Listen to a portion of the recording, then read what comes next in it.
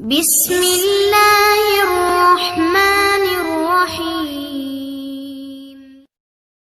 حضرت نو نے کبوتر کے لیے امن و سلامتی کی دعا فرمائی اور کوے کو خوف کی بدا کیوں دی؟ کبوتر ایک ایسا خوبصورت اور دلکش پرندہ ہے جو ہر کسی کو اچھا لگتا ہے، اور یہی وجہ ہے کہ یہ پرندہ اکثر گھروں میں پالا جاتا ہے۔ گھروں کے علاوہ اکثر مزاروں پر بھی یہ پرندہ موجود ہوتا ہے۔ کہتے ہیں کہ کبوتر وہ جانور ہے جس کے لیے حضرت نو حمزہ نے امن و سلامتی کی دعا فرمائی تھی، اور یہی وجہ ہے کہ کبوتر انسانی آبادی سے مانوس ہے اور کوے کو خوف کی بد دعا دی جاتی ہے۔ یہی وجہ ہے کہ کوا انسانی آبادی سے ہراساں رہتا ہے، اسی وجہ سے لوگ آج تک اسے اچھا نہیں سمجھتے ہیں۔ تفاسیر میں ہے کہ حضرت نو حمزہ نے جب کشتی کو جودی پہاڑ پر ٹھہرا تو اب حمزہ نے کشتی کا وہ حصہ کھولا جہاں پرندے رہتے تھے، تو اب حمزہ نے کوے سے فرمایا زمین کو دیکھ کے اس پر کتنا پانی ہے یا کتنا شہر غرق ہو چکا ہے۔ کوے کو ایک مردار جانور ملا، وہ اسی کو کھانے میں مست ہو گیا، واپس نہ آیا۔ اسی سے عرب کی ایک کہانی مشہور ہے، فلاں تو کوے سے بھی زیادہ دیر لگتا ہے۔ چنانچہ حضرت نو حمزہ کو خشک اور سخت زمین کی ضرورت تھی، اسی لیے اس کے دیر کرنے پر کبوتر کو بھیج دیا۔ اسے زمین کا کوئی خطہ بھی نظر نہ آیا، اسی لیے زیتون کا پتہ لے کر حاضر ہو گیا۔ اس سے حضرت نو حمزہ نے اندازہ لگایا کہ پانی کم ہے، جس سے درخت ظاہر ہو گئے ہیں، لیکن زیر آب ہے۔ چند دن ٹھہر کر پھر اسی کبوتر کو بھیجا تو زمین کی کیچڑ میں اس کے پاؤں پھر گئے، واپس آیا تو حضرت نو نے اسے دیکھ کر اندازہ لگایا کہ اب پانی زمین میں جذب ہو گیا ہے، لیکن زمین خشک نہیں ہوئی۔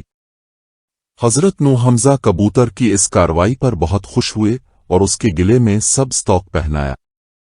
آج وہی توق کبوتر کی اس خوش بختی کی خبر دیتا ہے، اور ساتھ ہی حضرت نو نے کبوتر کے لیے امن و سلامتی کی دعا فرمائی۔ یہی وجہ ہے کہ کبوتر انسانی آبادی سے مانوس ہے اور کوے کو خوف کی بدا دی۔ یہی وجہ ہے کہ کوا انسانی آبادی سے ہراساں رہتا ہے، اسی وجہ سے لوگ آج تک اسے اچھا نہیں سمجھتے ہیں۔ تفسیر روح البیان جیم 5۔ یہ تو کبوتر کی کہانی تھی۔ ایک ایسے کبوتر نے حضرت نو حمزہ کی بات مانی اور ان کے لیے خبر لانے کا کام کیا۔ فقہا کے نزدیک گھروں میں شوقیہ پرندے رکھنا اور پالنا جائز و مباح ہے، بشرطے کہ ان کی غذا اور سردی گرمی اور بارش سے حفاظت کا انتظام کیا جائے، اور جب اہل خانہ کہیں باہر جائیں تو ان کی غذا اور دیکھ بھال کا مناسب نظم کر کے جائیں۔ سیدنا انس صلی اللہ علیہ وسلم کے چھوٹے بھائی نے ایک پرندہ پال رکھا تھا۔ جب رسول اللہ ان کے ہاں تشریف لاتے تو اس سے کہتے، اے ابو عمیر پرندے نے کیا کیا؟ بخاری 61-29۔ یہ حدیث اس بات کی دلیل ہے کہ آپ نے پرندے رکھنے سے منع نہیں فرمایا۔ اگر گھر میں پرندہ پالنا منع ہوتا تو اب ضرور انس صلی اللہ علیہ وسلم کے بھائی کو اس بات سے منع فرماتے۔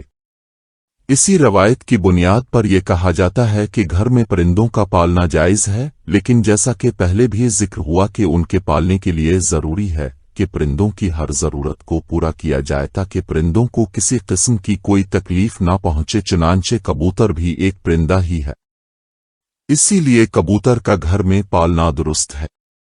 یاد رہے کہ پرندوں کو ستانے کے بارے میں ممانعت ہے، جیسا کہ ابو داؤد میں حضرت عبداللہ بن مسعود صلی اللہ علیہ وسلم کی روایت کردہ ایک حدیث میں کبوتر کا ذکر ہے، جس میں کبوتر اللہ کے رسول کے سر مبارک پر منڈلا رہا تھا اور اپنی زبان میں شکایت کر رہا تھا کہ کسی نے اس کے گھونسلے سے انڈے اٹھا لیے ہیں۔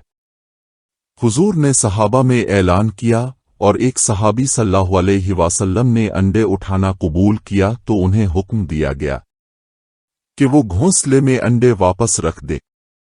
تو اس روایت سے معلوم ہوا کہ پرندوں کو ستانا ناجائز ہے، اور پرندوں کو ستانے سے اسی لیے روکا گیا ہے کہ پرندوں کی بد دعا لگنے کا احتمال عام ہے، اور چونکہ کبوتر بھی ان پرندوں میں شامل ہے جو کہ انبیاء کا پسندیدہ رہا ہے، اسی لیے اگر کبوتر کو ستایا جائے گا تو کبوتر بھی بد دعا دے سکتا ہے، لہذا کبوتر کو ستانے سے اجتناب کرنا چاہیے۔